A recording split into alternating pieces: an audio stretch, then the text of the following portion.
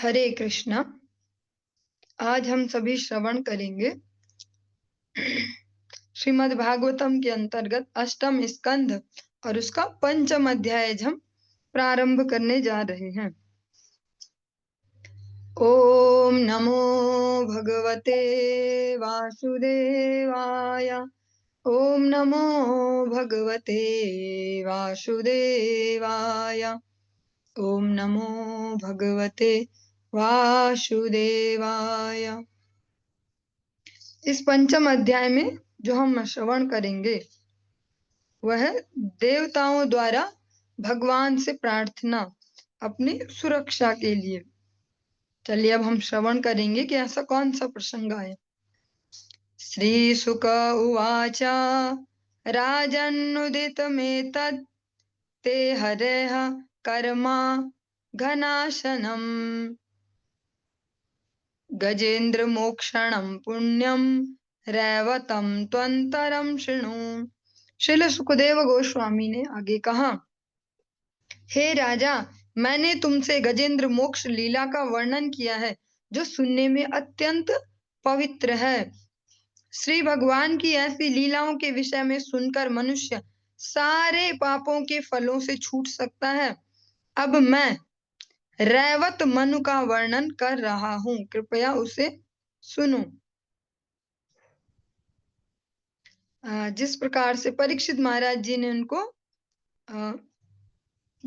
सुखदेव गोस्वामी जी से प्रार्थना की थी कि आपने अभी मुझे जो स्वयंभू मनु है केवल उनका ही वंश का वर्णन सुनाया है, अन्य कौन कौन से ऐसे मनु हुए हैं उनका भी मुझे वर्णन सुनाइए। इसी क्रम में रैवत मनु का वर्णन सुखदेव गोस्वामी जी कर रहे हैं। पंचमो रैवतो नाम मनुस्तामससोदरः बलिविन्ध्यादयस्तस्य सुतायार्जुन पूर्वकाः। तामस मनु का भाई रैवत पांचवा मनु था। उसके पुत्रों में अर्जुन, बलि तथा विंध्य प्रमुख थे। विभुरिन्द्रः सुरगणा राजन् भूतरयादयः हिरण्यरोमा वेदशिरा ऊर्ध्वबाहवा दयो द्विजाः। हे राजन, रैवत मनु के युग में स्वर्ग का राजा जो इंद्र है वो विभु था। देवताओं में भूतरय इत्यादि थे और सप्त लोकों के अधिपति 7 ब्राह्मण हिरण्य रोमा, वेदशिरा तथा ऊर्ध्वबाहु इत्यादि थे। पत्नी विकुंठा शुभ्रस्या वैकुंठ सुरसत्तमः तयोः स्वकलया यज्ञे वैकुंठो भगवान स्वयं। शुभ्र तथा उसकी पत्नी विकुंठा के संयोग से पूर्ण पुरुषोत्तम भगवान वैकुंठ अपने स्वांश देवताओं सहित प्रकट हुए। वैकुंठ कल्पितो येन लोको लोक नमस्कृतः रमया प्रार्थयमानेन देव्या तत्प्रिय काम्यया। भाग्य की देवी लक्ष्मी, रमा जिनका एक नाम है, को प्रसन्न करने के लिए पूर्ण पुरुषोत्तम भगवान वैकुंठ ने उनकी प्रार्थना पर एक अन्य वैकुंठ ग्रह की रचना की जो सबके द्वारा पूजा जाता है।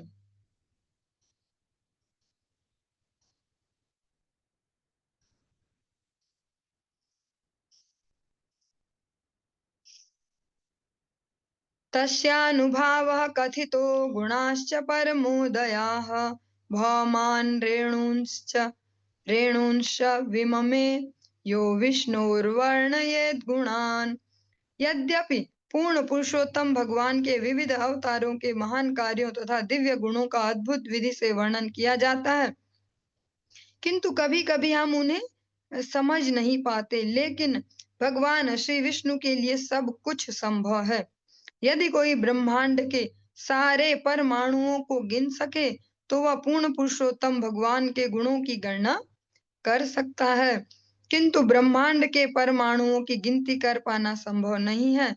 अतः कोई भी श्री भगवान के दिव्य गुणों को नहीं गिन सकता। षष्ठश्च चक्षुषः पुत्राश्चाक्षुषो नाम वै मनुः पूरु स शुद्युम्न प्रमुखाश्चाक्षुषात्मजाः। चक्षु का पुत्र चाक्षुष कहलाया, जो छठा मनु था।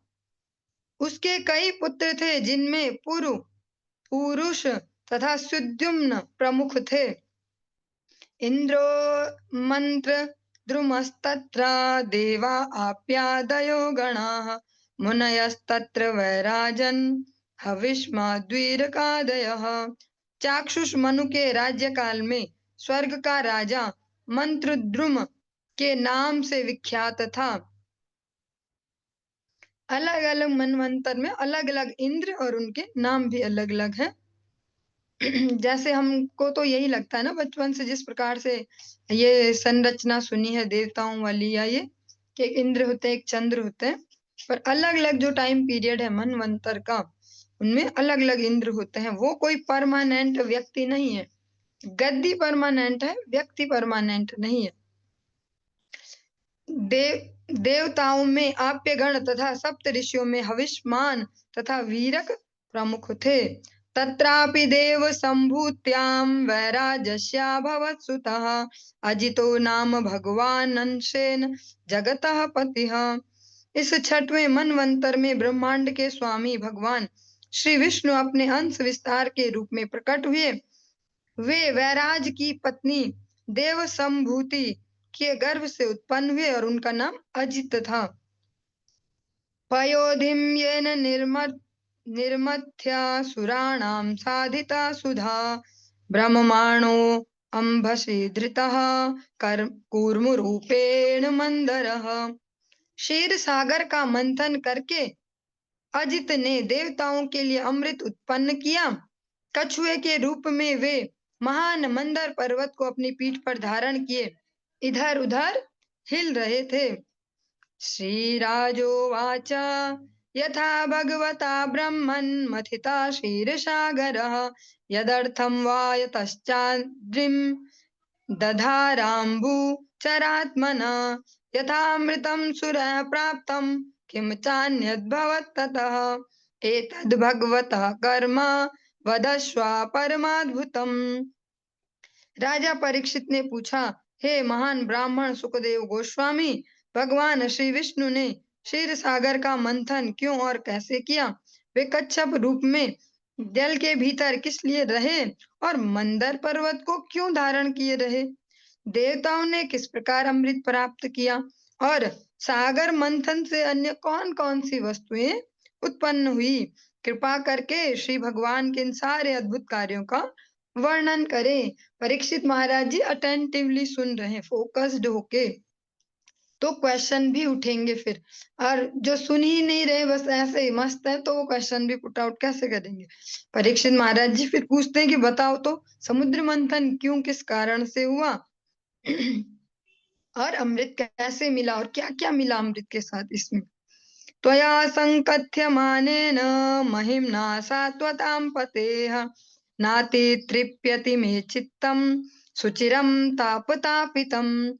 मेरा हृदय भौतिक जीवन के 3 तापों से विचलित है, किंतु वह अब भी आपके द्वारा वर्णित किए जा रहे भक्तों के स्वामी पूर्ण पुरुषोत्तम भगवान के यशस्वी कार्यकलापों को सुनकर तृप्त नहीं हुआ है। भगवान के जो भक्ति करते हैं, भक्ति में स्थित होते हैं, वे सर्वे इंद्रियोपशांत्याचा, हाँ, भौतिक रूप से सभी इंद्रियां संतृप्त हो जाती हैं, आध्यात्मिक रूप से संतृप्त कभी नहीं होती। मीन्स सैचुरेशन नहीं आता कभी कि बहुत सुन ली, अब तो कथा अब नहीं सुनेंगे, बहुत हो गया, बहुत सेवा कर ली, बहुत भोग लगा बना बना के लगा लिया, अब नहीं बनाएंगे, ऐसा नहीं होता। ऐसा ही परीक्षित महाराज जी भी कह रहे हैं कि आपके द्वारा जो इतने सारे मैं वर्णन सुन रहा हूँ भगवान और उनके भक्तों के आपसी जो कुछ प्रसंग हैं, पर फिर भी मेरा मन अभी तृप्त नहीं हुआ। ऐसा नहीं हो कि अब बोर हो गए, बहुत हो गया, ये यही सुनाते जा रहे हो, यही सुनाते जा रहे हो, ऐसा नहीं। जगत में सैचुरेशन आ जाता है उनका भौतिकता से कि अब बहुत हो गया, अब नहीं करना ये सब। हाँ, आध्यात्मिक सैचुरेशन कभी नहीं आता। श्रीलसूत उवाच सम्पृष्टो भगवानेवं द्वैपायनसुतो द्विजाः अभिनन्द्य हरेर्वीर्यम् अभ्याचष्टुं प्रचक्रमे।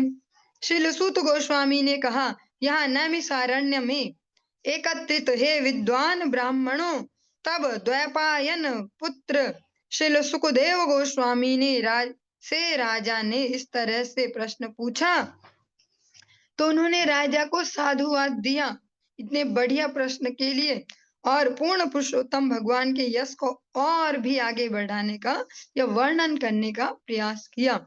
साधु को कैसे एक्साइट करना पड़ता है, कैसे कैसे इस प्रकार से उस प्रकार से, जैसे वो भगवान की लीला कथाएं सुना पाए, वरना कोई नहीं करेगा कि देखते ही पकड़ पकड़ शुरू कर दे। हाँ, वो भगवान की कथा को तभी प्रारंभ करते सामने वाले की रुचि के अनुसार, और उसके प्रश्न से, जैसा प्रश्न पूछेगा व्यक्ति, उसके अंदर की गहराई भी पता चल जाएगी, तो उसे उसी लेवल से आंसर भी देना होगा जो जिस स्तर पर है। तो सूत गोस्वामी जी जो नैमिषारण्य में 88,000 जो ऋषि मुनि हैं, सौनक जी जिनका प्रतिनिधित्व कर रहे हैं, उनको कहते हैं कि ऐसा प्रश्न जब सुना तो जो द्वैपायन जी के, द्वैपायन कौन है? वेद व्यास, द्वीप पर उनका जन्म हुआ है, इसलिए द्वैपायन उनको कहा जाता है। ऐसे जो सुखदेव गोस्वामी हैं, वेद व्यास जी के पुत्र, उन्होंने प्रश्न को सुनकर साधुवाद दिया कि बहुत सुंदर प्रश्न पूछा है, और फिर भगवान का यश गान करना आगे और प्रारंभ कर दिया। श्री सुका उवाच यदा युद्धे असुरैर्देवा बध्यमाना हसितायुध गता सवो निपतिता नोतिष्ठेरन् स्म भूरिशः यदा दुर्वासः शापेन सेन्द्रा लोकास्त्रयो नृप निःश्रीकाश्चाभवंस्तत्र नेसुरिज्यादया क्रियाः। श्रील सुखदेव गोस्वामी ने कहा, जब असुरों ने अपने अपने सर्प आयुधों से युद्ध में देवताओं पर घमासान आक्रमण कर दिया, तो अनेक देवता धराशायी हो गए और अपने प्राणों को खो दिए। वे फिर से जीवित नहीं किए जा सके। हे राजन, उस समय देवताओं को श्री दुर्वासा मुनि ने श्राप दिया हुआ था। तीनों लोक दरिद्रता से प्रभावित थे, इसलिए अनुष्ठान संपन्न नहीं हो पा रहे थे। इसके प्रभाव अत्यंत गंभीर थे। हम जिस स्तर से देख पाते हैं, वहां से ऐसे लगता है कि देवता तो सबसे ही ऊपर होंगे, फिर ऋषि मुनि भी क्या कर लेंगे उनका।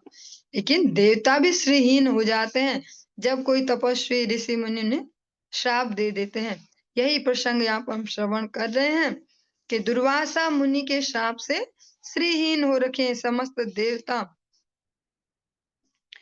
निशाम्य तत्सुरगणा महेंद्र वरुणादयः नाद्य गच्छन् स्वयं मंत्रैर्मन्त्रयन्तो विनिश्चितम् ततो ब्रह्म सभां जग्मुर् मेरोर्मूर्धनि सर्वसः सर्वं विज्ञापयां चक्रुः प्रणताः परमेष्ठिने। अपने जीवन को ऐसी स्थिति में देखकर इंद्र, वरुण तथा अन्य देवताओं ने परस्पर विचार विमर्श किया, किंतु उन्हें कोई समाधान न मिल सका। तब सारे देवता एकत्र हुए और वे एक साथ सुमेरु पर्वत की चोटी पर गए। वहां पर ब्रह्मा जी की सभा में सबने ब्रह्मा जी को साष्टांग प्रणाम किया और जितनी सारी घटनाएं घटी थी उनसे उन्हें अवगत कराया। पहले आपस में ही मंत्रणा की, रिजल्ट न देखा, तब ब्रह्मा जी के पास गए। साविलोक्येन्द्र वायवादीन निहसत्वान् विगत प्रभान लोकान् मंगल प्रायान् सुरान् यथा विभुः समाहितेन मनसा संस्मरन् पुरुषं परम् उवाचोत्फुल्लवदनो देवांश भगवान परः। यह देखकर कि सारे देवता प्रभावहीन तथा बलहीन हो गए हैं, जिसके फल स्वरूप तीनों लोक अमंगलमय हो चुके हैं, तथा यह देखकर कि देवताओं की दशा विषम हो गई है, किंतु असुरगण फल फूल रहे हैं। ब्रह्मा जी ने, जो समस्त देवताओं में सर्वोपरि है और सर्वाधिक शक्तिशाली हैं, अपना मन पूर्ण पुरुषोत्तम भगवान पर एकाग्र किया। आप सभी अगर ध्यान दे पा रहे होंगे, जहां भी यहाँ भगवान का कहीं वर्णन है, ये हम स्पष्ट सुन रहे हैं। पूर्ण पुरुषोत्तम भगवान, जो स्वयं में पूर्ण है, उनमें कोई अभाव नहीं है कि किसी और की वजह से वो फुलफिल होंगे। पूर्ण पुरुषोत्तम भगवान इस प्रकार प्रोत्साहित होने से उनका मुख चमक उठा। वे देवताओं से इस प्रकार बोले। उन्होंने उनको सुझाव देने से पहले अपने मन को भगवत चरणार विंद में स्थिर किया।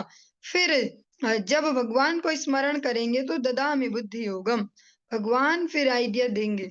ऐसा होकर ब्रह्मा जी प्रोत्साहित हुए इस प्रकार से, और उनका मुख कमल जो है, मुख है, वो चमक उठा।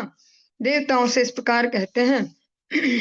अहम भवो यूयमथो असुरादयो मनुष्य तिर्यग्द्रुम घर्मजातयः यस्यावतारांश कला विसर्जिता व्रजाम सर्वे शरणम तमव्ययम्। ब्रह्मा जी ने कहा, मैं शिव जी, तुम सारे देवता, असुर, स्वेदज, जीव, अंडज, पृथ्वी से उत्पन्न पेड़ पौधे तथा भ्रूण से उत्पन्न सारे जीव, सभी श्री भगवान से उत्पन्न हुए हैं। उनके रजोगुण अवतार रजोगुण अवतार मीन्स ब्रह्मा जी स्वयं है, तथा ऋषियों से जो मेरे ही अंश उत्पन्न हुए हैं। अतएव हम सभी उन परमेश्वर के पास चलें और उनके चरण कमलों की शरण ग्रहण करें। ब्रह्मा जी ने यहाँ पे ऐसी होशियारी नहीं दिखाई कि मैं ही समर्थ हूँ, चलो मैं सॉल्व करता हूँ। तो कहते हैं, चलिए, जिनकी कृपा से मैं, शिव जी, सारे देवता, सारे असुर, हर प्रकार के जीव जंतु जो कैसे भी उत्पन्न होते, कुछ अंडे से उत्पन्न होते हैं, हाँ, और कुछ स्वेदज हैं, अलग अलग प्रकार के जो जीव हैं, उन सब को जो जन्म देने वाले परम भगवान हैं, हम सब उनके पास चलते हैं, उनके चरणों की शरण ग्रहण करते हैं। न यस्य वध्यो न च रक्षणीयो नोपेक्षणीयादरणीय पक्षः तथापि सर्ग स्थिति संयमार्थम दत्ते रजः सत्वत मानसी काले। पूर्ण पुरुषोत्तम भगवान के लिए न तो कोई वध्य है, न रक्षणीय, न उपेक्षणीय, न पूजनीय, फिर भी समयानुसार सृष्टि पालन तथा संहार के लिए वे सतो रजो तथा तमोगुण में विभिन्न रूपों में अवतार लेना स्वीकार करते हैं। मीन्स भगवान की पर्सनल किसी से दोस्ती दुश्मनी कुछ नहीं है। यहाँ पर कह रहे हैं कि न तो उनके लिए कोई बद्ध है, न तो कोई ऐसा जिसे देखकर सोचे इसको मर्डर कर दो, इसको मार दो, हाँ, या किसी को इसकी जरा हेल्प कर देते हैं। न किसी को इग्नोर करे, न किसी की उपासना कर रहे हैं। भगवान के लिए सब एक जैसा ही है, लेकिन जब जब जैसी जैसी आवश्यकता पड़ती है, तीनों गुणों को भगवान अपनी स्वेच्छा से धारण करके उस प्रकार से अनेक अवतारों को ग्रहण करते हैं। एक श्रीमद् भगवद गीता का एक सुंदर सा श्लोक यहाँ पर उद्धृत किया गया। समोहम सर्वभूतेषु न मे द्वेष्योऽस्ति न प्रियः ये भजन्ति तु मां भक्त्या मयि ते तेषु चाप्यहम्। न तो मैं किसी से ईर्ष्या करता हूँ, न किसी का पक्ष लेता हूँ, मैं सब पर समभाव रखता हूँ। किंतु इसके साथ साथ एक किंतु भी है। ये तो भगवान ने बोल दिया, मैं साइड किसी की नहीं लेता हूँ, हाँ, किंतु जो भी भक्ति पूर्वक मेरी सेवा करता है, ये भजन्ति तुमाम भक्त्या, ये जरा स्पेशल कंडीशन आ गई, वह मेरा मित्र है, वह मुझ में है और मैं भी उसका मित्र हूँ। ये थोड़ा हट के कंडीशन है कि वैसे तो सबके लिए एक जैसा हूँ, पर जो स्पेशली मुझे स्पेशल अटेंशन देगा, मुझे भी देनी होगी, हाँ। ये यथा माम प्रपद्यन्ते तास तथा भजाम्यहम्, हम इस जगत में भी तो हम ऐसे ही करते हैं कि भैया घूम घूम के सबका मर्डर तो नहीं कर रहे, हाँ, पर सबके घूम घूम के हेल्प करने भी नहीं जा रहे, घर घर में घुस घुस के हम भी देखते हैं व्यवहार।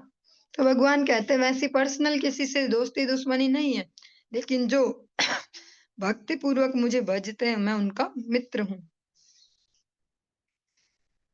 अयं च तस्य स्थितिपालनक्षणः सत्वं जुषाणस्य भवाय देहिनां तस्माद् व्रजामः शरणं जगद्गुरुं स्वानां सनोदास्यति सम सुरप्रियः। भौतिक देह धारण करने वाले जीवों के सत्व गुण का आह्वान करने का यही अवसर है।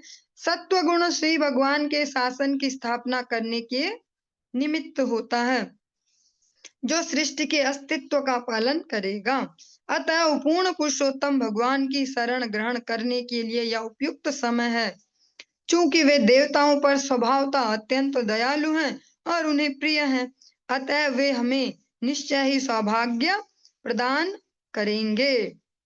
जो देवता गण हैं वैसे तो वो भी अपने अपने ही धुन में रहते हैं, अपने अपने अलग अलग ईगो हैं, लेकिन उनमें ये बढ़िया है कि वो भगवान भगवान की शरण में रहते हैं और भगवान के अनुशासन का भी पालन करते हैं।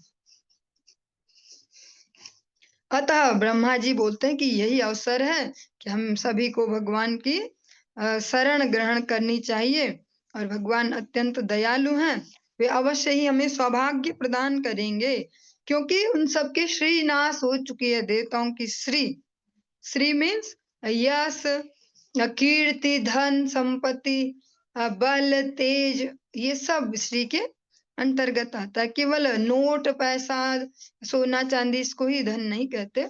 जो श्री है उसमें सारे ही गुण आ जाते हैं।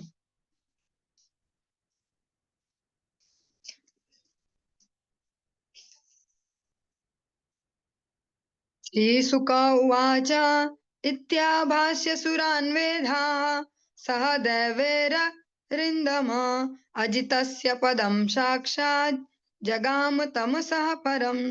हे समस्त शत्रुओं का दमन करने वाले महाराज परीक्षित, देवताओं से बातें करने के बाद ब्रह्मा जी उन्हें पूर्ण पुरुषोत्तम भगवान के धाम ले गए, जो इस भौतिक जगत से परे है। श्री भगवान का धाम श्वेत द्वीप नामक, जो कह सकते हैं एक प्रकार से टापू, आपने कभी पढ़ा होगा 8th 9th 10th में ऐसे सोशल स्टडीज में, जो क्षीर सागर में स्थित है। क्षीर सागर के जो सेंटर में इस प्रकार से स्थित है श्वेत द्वीप, वहां पर ब्रह्मा जी उन सबको लेके गए, जो इस भौतिक जगत से परे है।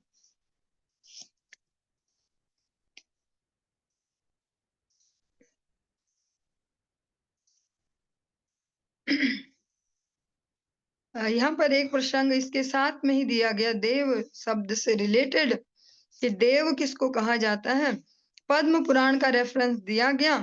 द्वभूत सर्गो लोकेस्मिन् दैवा आसुरेव च विष्णु भक्ता स्मृतो दैवा आसुरस्तद्विपर्ययः। जो कोई भी भगवान श्री कृष्ण का भक्त है वह देव कहलाता है, और अन्य लोग चाहे वो देवताओं के भक्त ही क्यों न हो। चलिए अब इसको आगे का शब्द मेरी थोड़े लिमिट से बाहर है, आप भी पहचान नहीं पाएंगे। चलिए इसमें यही कहा गया कि जो सतो गुण में स्थित होकर भगवान नारायण की उपासना करते हैं उनको देव की श्रेणी में रखा जाता है। अन्य जो उपासना पद्धति है तमोगुण, रजोगुण और उनके अधिष्ठाता देवों की जो उपासना है वो भक्त वाली कैटेगरी में उन लोगों की गिनती नहीं की जाती, वो असुरों में ही गिने जाते हैं। जैसे अनेक अनेक एग्जाम्पल हैं, चाहे हिरण्यकश्यपु है, रावण है, ऐसे अनेक अनेक वाणासुर और ऐसे अनेक अनेक नाम जिनके पीछे सुर सुर इस प्रकार से लगे हैं। ये अधिकतर इनमें से असुर नहीं थे, लेकिन इनको असुर कहा जाता है क्योंकि इन्होंने भगवत उपासना नहीं की, भगवत भक्ति नहीं की। तत्रादिष्ट स्वरूपाय श्रुत पूर्वाय वै प्रभुः स्तुतिं ब्रूत दैवी भीर्गीर भिस्त्वा वहितेन्द्रियः। वहां श्वेत द्वीप में ब्रह्मा जी ने पूर्ण पुरुषोत्तम भगवान की स्तुति की, यद्यपि उन्होंने परमेश्वर को इसके पूर्व कभी नहीं देखा था। चूंकि उन्होंने वैदिक साहित्य से श्री भगवान के विषय में सुना हुआ था, अतः उन्होंने स्थिर चित्त होकर श्री भगवान की उसी तरह स्तुति की जिस प्रकार से वैदिक साहित्य में अंकित है, लिखा हुआ है या मान्य है।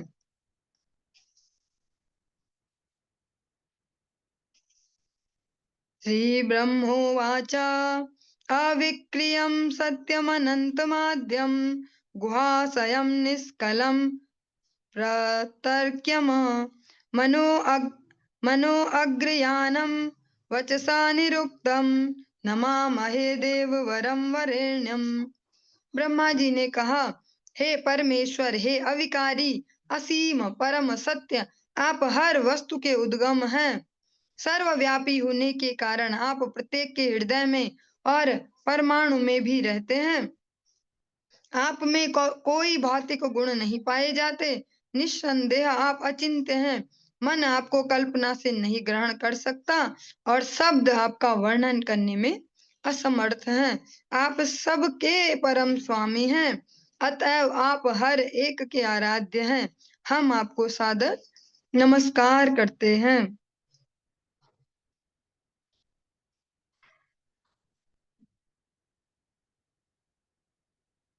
भगवान का जो वर्णन है उसके रेफरेंस में ईशोपनिषद से ये मंत्र उद्धृत किया गया। अनेजदेकं मनुषो जवीयो नैन देवा आप्नुवन् पूर्वमर्षत तद्धावतो अन्या नत्येतिष्ठित तस्मिन्नपो मातरिश्वा दधाति। यद्यपि श्री भगवान अपने धाम में स्थित हैं, किंतु वे मन से भी अधिक वेगवान हैं और दौड़ने में अन्य सभी को पीछे रख सकते हैं। शक्तिशाली देवता उन तक नहीं पहुंच सकते। एक ही स्थान में रहते हुए भी वे वायु तथा वर्षा की पूर्ति करने वालों को नियंत्रित करते हैं। वे सर्वश्रेष्ठ हैं।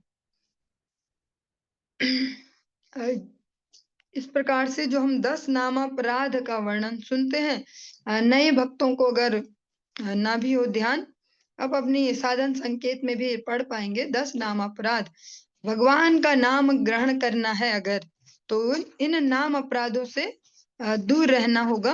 उनको इनसे मुक्त होकर ही नाम जप करने का प्रयास करेंगे तो वो नाम अपना वास्तविक प्रभाव दिखा पाएगा। उनमें हम ऐसा भी श्रवण करते हैं कि जो अन्य देवी देवता हैं उनमें भगवान से पृथक ईश्वर बुद्धि करना कि नहीं, भगवान जी तो भगवान जी हैं पर ये भी भगवान जी हैं, ऐसा।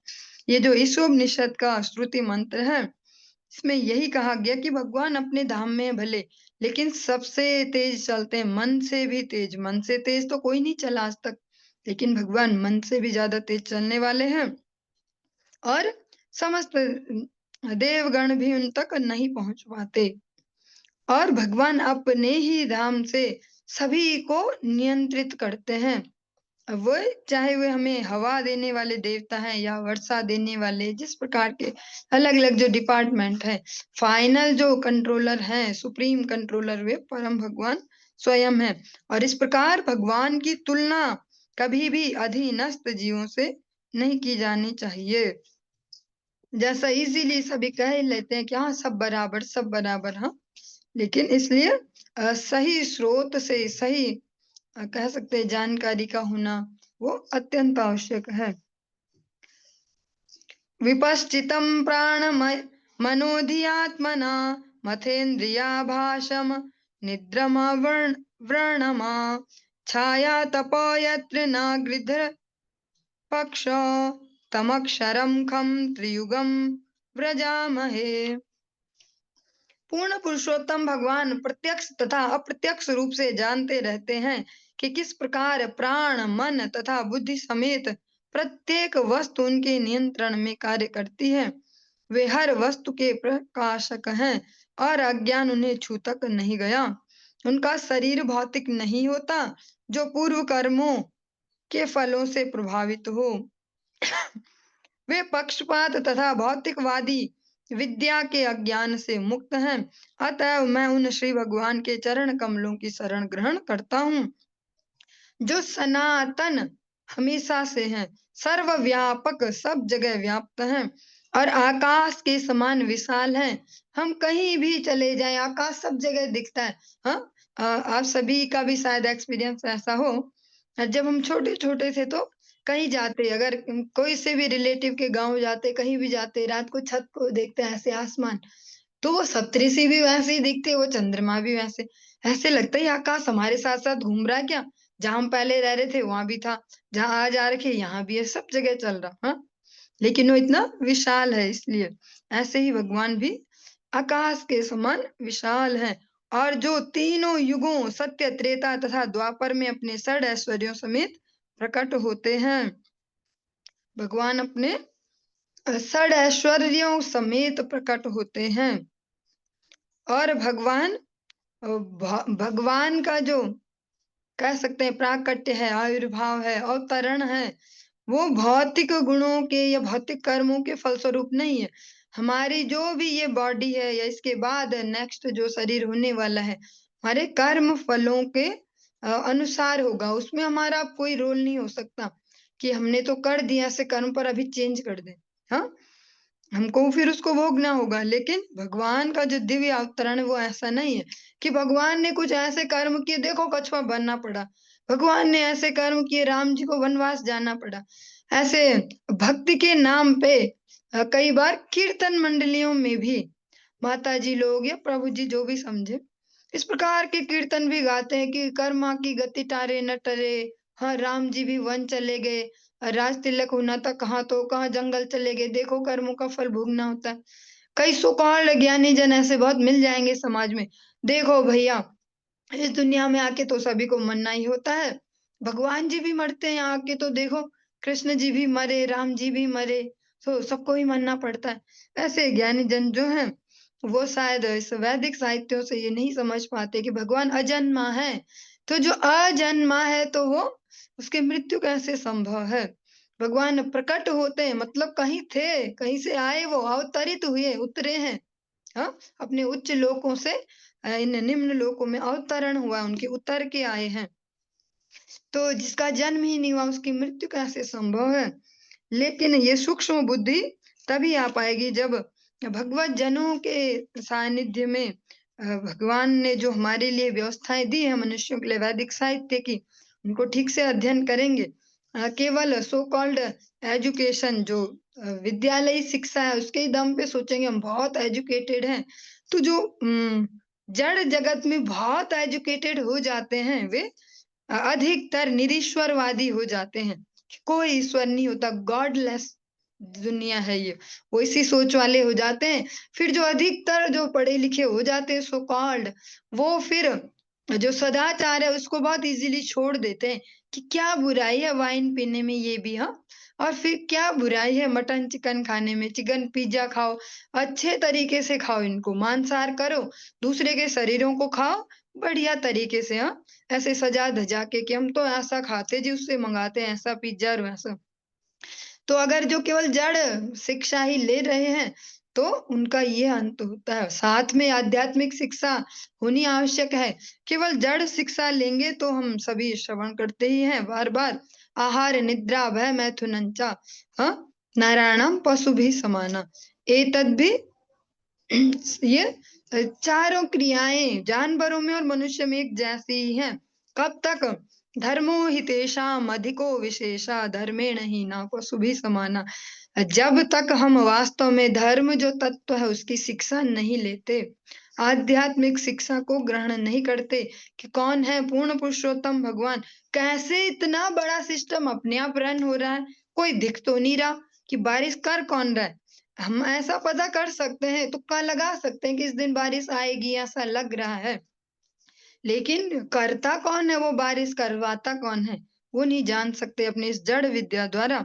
तो इसीलिए शिक्षा और दीक्षा दोनों का प्रावधान सनातन धर्म में है, सनातन संस्कृति में।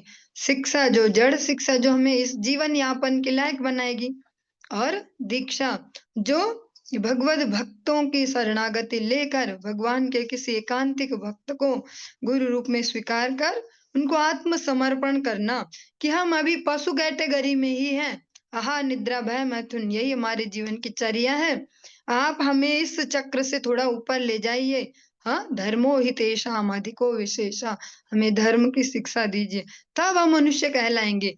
वरना भगवान की नज़र में भी हम कुत्ता-बिल्ली जैसे ही गिने जाएँगे। अगर हम वही काम कर रहे हैं, बिल्ली भी कितनी मेहनत से बच्चे पालती है, कितनी सेंसिटिविटी से उनकी रक्षा करती है, देखने लायक है ये, कि कितने कोमल बच्चे जो अभी जन्म लिए हैं, उनको 8-9 दिन तक 8-9 घरों में घुमाएगी और नेसेसरीली घुमाएगी। वो मॉडर्न नहीं हो रही कि एक ही जगह पाल लूँ जहाँ सही है। वो अभी भी उनको अलग-अलग घरों में घुमाती है हर दिन और दाँतों से ही पकड़ के ले जाते हैं और इतने प्यार से कि चोट भी नहीं लगती।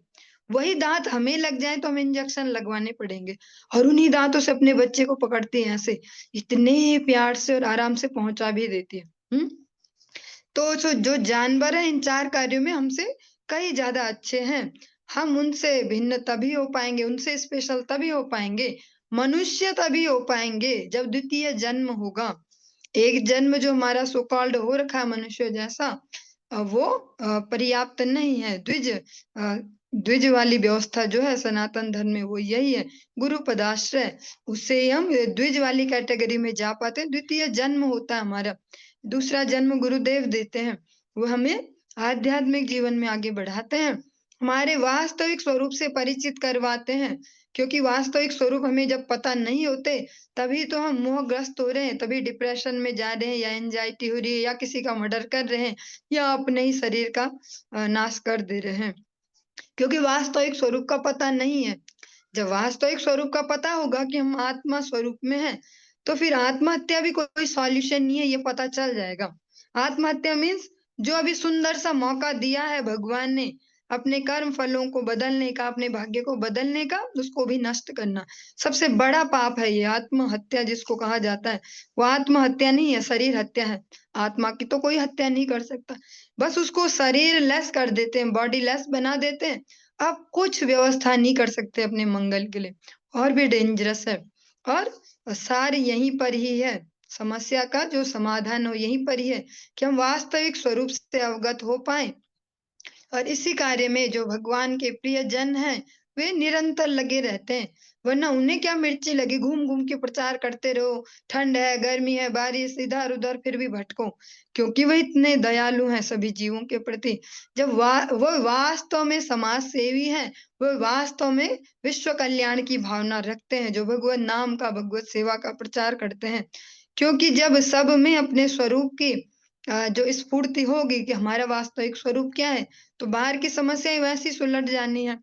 जब पता ही है कि हम चेतना हैं, हम ये शरीर नहीं है, तो शरीर स्तर पर जो युद्ध है वो खुद ही कम हो जाएँगे। चलिए आज के इस प्रसंग को यहीं पर ही विराम देंगे, इससे आगे कल कंटिन्यू करेंगे। हरे कृष्ण।